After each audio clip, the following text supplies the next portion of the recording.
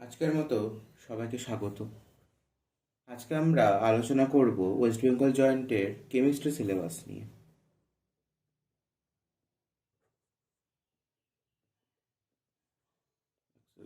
ঘোলা আসছে। কেমিস্ট্রি কেমিস্ট্রিতে কোন কোন চ্যাপ্টার আছে পিডিএফটা তোমরা পেয়ে যাবে ডেসক্রিপশন বক্সে। তা ভালো করে ভিডিও শেষ অবধি শুনে নাও। প্রথমে হচ্ছে অ্যাটমিক স্ট্রাকচার। এটা ক্লাস 11-এর চ্যাপ্টার। এটার তুমি পেয়ে যাবে এসেনদের বইতে পরমাণুর গঠন বলে। 2 নাম্বার দ্য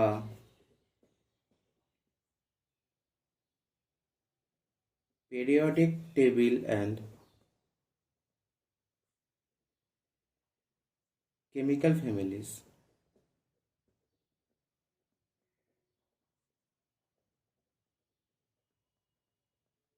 এটা হচ্ছে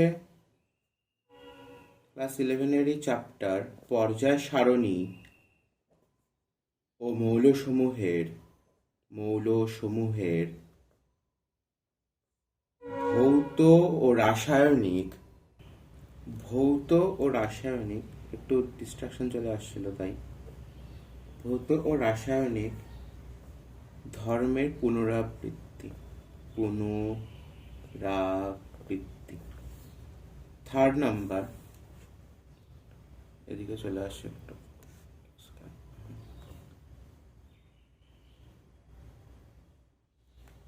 3rd number radio activity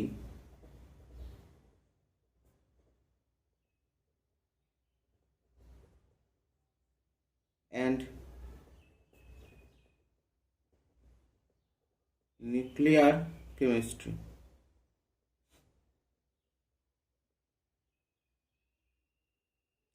radio activity হচ্ছে তেজস্ক্রিয়তা চ্যাপ্টারটা, তেজস্ক্রিয়তা। আর নিউক্লিয়ার কেমিস্ট্রি হচ্ছে আণবিক রসায়ন। আণবিক রসায়ন ক্লাস 11-এর ভিতরেই আছে। চ্যাপ্টারটা খুললে বোঝা যাবে তেজস্ক্রিয়তা আশেপাশে চ্যাপ্টারটা আছে। Number 4 coordination compound.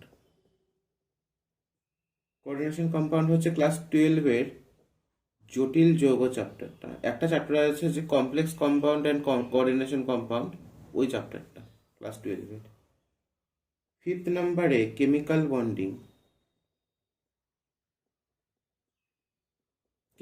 Bonding and molecular structure.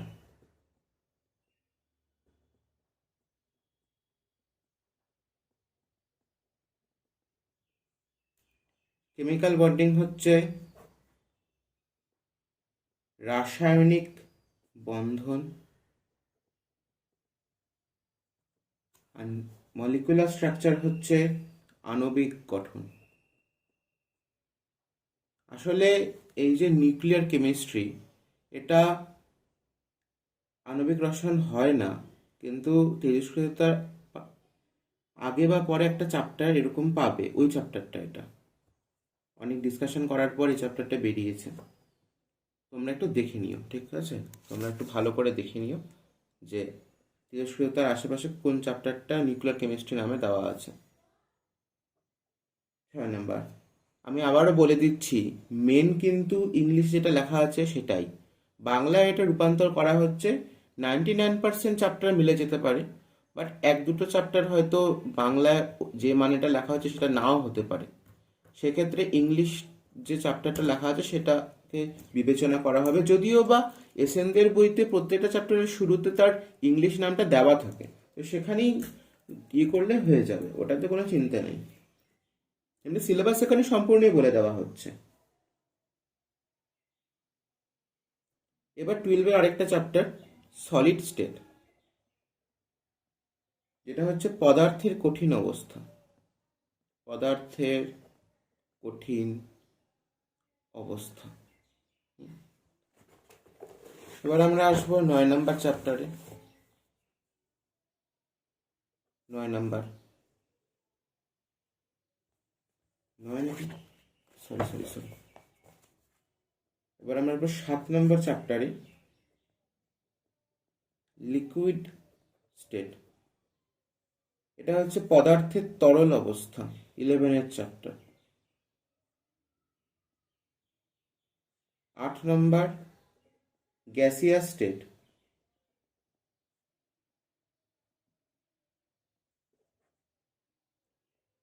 পদার্থের গ্যাসীয় অবস্থা।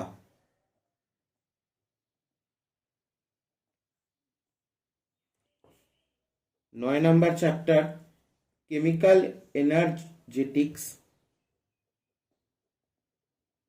Chemical energetics and chemical dynamics. এটা যেটা আমি দেখলাম ভালো করে, এটা হচ্ছে ওই চ্যাপ্টারটা, রাসায়নিক তাপগতিবিদ্যা। এটা হচ্ছে রাসায়নিক তাপগতিবিদ্যার চ্যাপ্টার। 10 নম্বর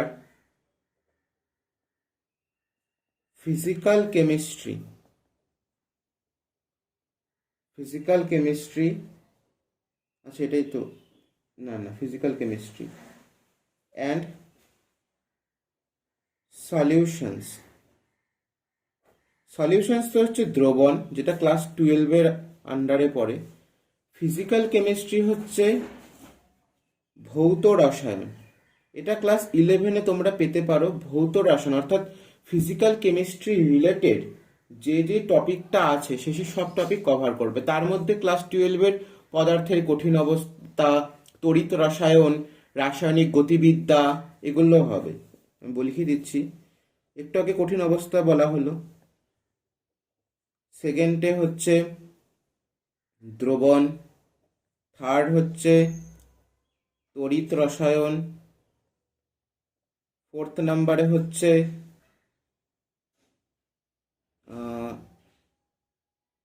তড়িৎ রসায়ন, 4 নম্বরে হচ্ছে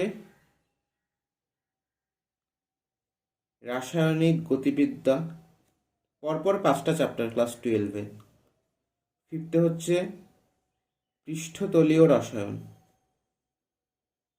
একইভাবে ক্লাস 11-এ যে চ্যাপ্টারগুলো আছে ফিজিক্যাল কেমিস্ট্রি রিলেটেড, সেই চ্যাপ্টারগুলো কভার করবে। এবার হচ্ছে 11 নম্বর চ্যাপ্টার আয়োনিক অ্যান্ড রেডক্স ইকুইলিব্রিয়া, অর্থাৎ আয়নীয় এবং জারণ বিজারণ সাম্যাবস্থা। এবার আমরা আসবো 12 নম্বর চ্যাপ্টার।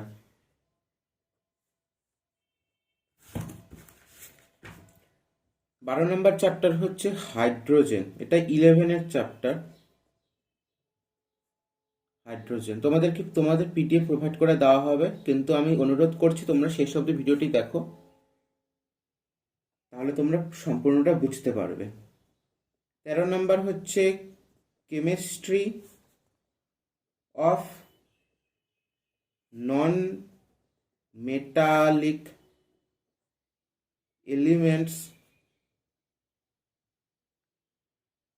অ্যান্ড দেয়ার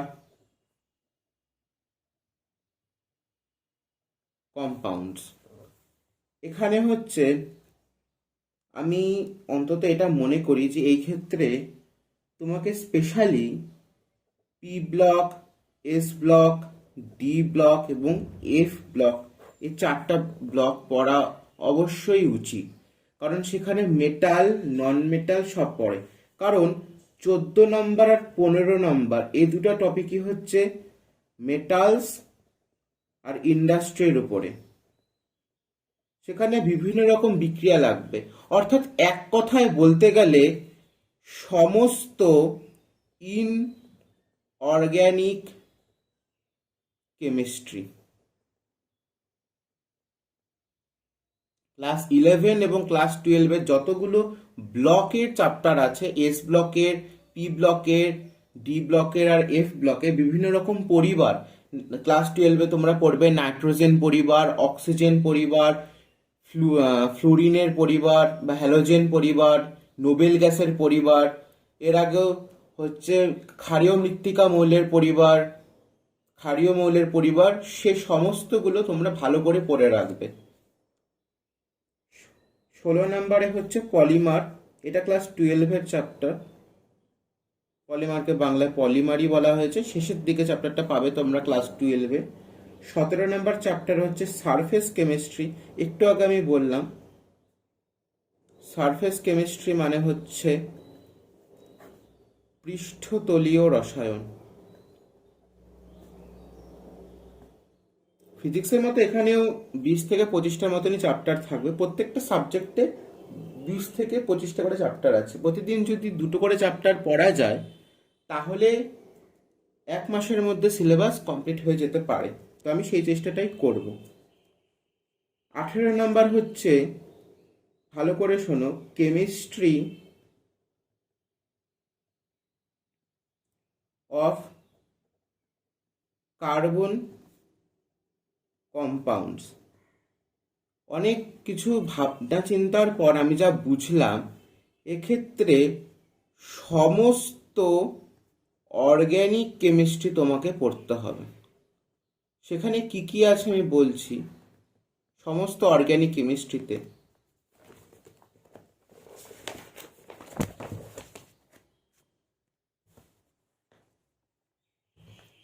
তুমি পাবে হচ্ছে অ্যালকেন, অ্যালকিন,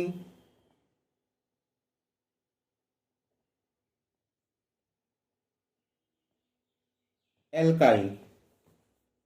2 নম্বরে তুমি পাবে হচ্ছে, 11-এরটা অতটা বেশি করে মনে নেই, যেটা সত্যি কথা। 12-এরটা বলতে পারি। মোট কথা অ্যালকেন, অ্যালকিন, অ্যালকাইন, অ্যারোমেটিক,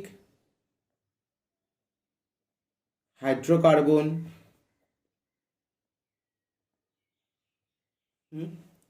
তারপরে 12-এ বিশেষ করে হ্যালো অ্যালকেন, সব তো কার্বনেরই না, হ্যালো অ্যালকেন,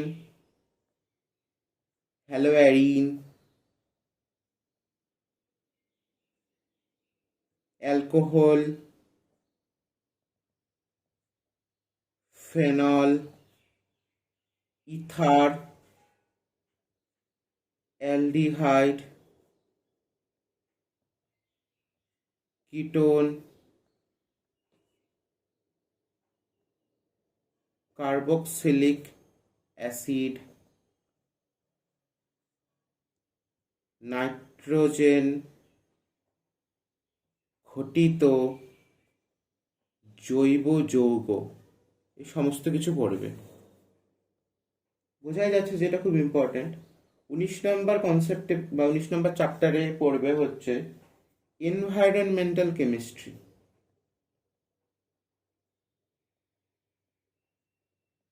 এনভায়রনমেন্টাল কেমিস্ট্রি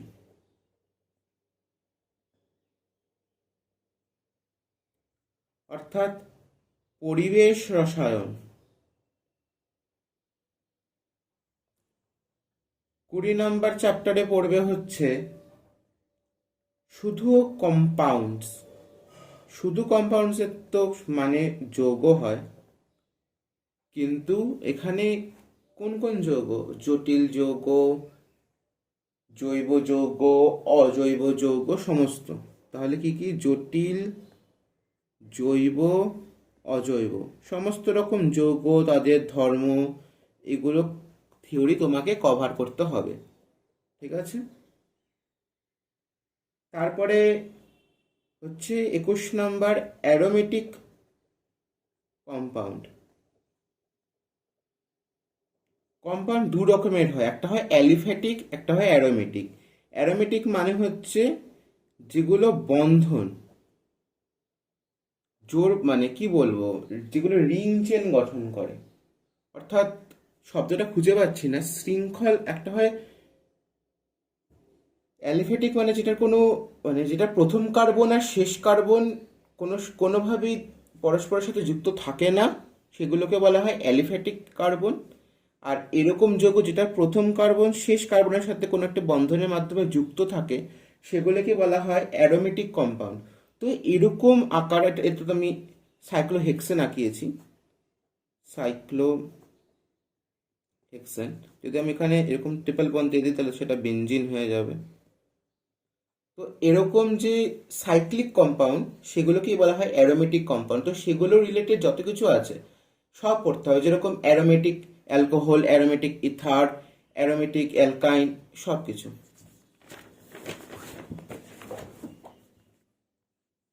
22 নম্বরে পড়বে application of oriental chemistry. Application of oriental chemistry, আমি বলছি দুইটাই বাকি আছে। আর 23 নম্বরে পড়বে হচ্ছে প্রিন্সিপাল অফ কোয়ালিটেটিভ অ্যানালাইসিস। এ দুটোর মানে বলছি। এই ক্ষেত্রে অ্যাপ্লিকেশন অফ ওরিয়েন্টাল কেমিস্ট্রিতে বিভিন্ন ওষুধের নাম বা কোন কোন যৌগের কি কি উপকারিতা, সেগুলো নিয়ে পড়তে হবে। যৌগের উপকারিতা এক কথায়। এবং প্রিন্সিপাল অফ কোয়ালিটেটিভ অ্যানালাইসিসে বিভিন্ন বস্তু তথা প্রাত্যহিক জীবনে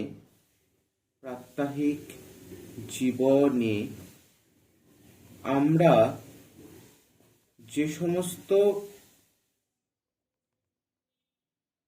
বিভিন্ন বস্তু তথা প্রাত্যহিক জীবনে আমরা যে সমস্ত কিছুতে রসায়ন এর ব্যাখ্যা পাই, সেগুলো তোমাদের হয়তো এই শেষের দুটো কনসেপ্ট বা নামটা বুঝতে হালকা অসুবিধা হলো, কারণ এটা এনসিইআরটি বেসড হয়তো। তো ঘটনাটা কি ঘটে যে আমাদের বইয়ের কিছু কিছু চ্যাপ্টার, ওখানে যেরকম আমাদের বইতে 1, 2, 3, 4 চারটা চ্যাপ্টার আছে, সেটা এনসিইআরটিতে 1 নম্বর চ্যাপ্টার আর 7 নম্বর চ্যাপ্টারে আছে, এরকম ব্যাপার হয়। তো এই দুটো কনসেপ্ট দুটো আলাদা আলাদা চ্যাপ্টার বা 3টা বা 4টা আলাদা আলাদা চ্যাপ্টার থেকে নেওয়া। তো এই জিনিসগুলো তোমাদের এখন মনে হচ্ছে যে এটা আমরা কোথা থেকে পড়বো, কতটা পড়বো, কোনো চিন্তা করার দরকার নেই। আমি আমার সমস্ত কোর্সের মধ্যে সেটাকে তৈরি করে দিব। আজকে কেমিস্ট্রির একটা চ্যাপ্টার, এবং আজকে যদি পারি, আমি এখন 11টার মতো বাজে, আমি যদি পারি তাহলে আমি চেষ্টা করবো যে আজকে ওই ভিডিওটা আপলোড করার, যে কোয়াড্রেটিক ইকুয়েশনের 100টা অঙ্কের। ঠিক আছে, দুটো জিনিস আমি আজকে ট্রাই করার চেষ্টা করব, তাহলে অনেকটা এগিয়ে যাব আমরা।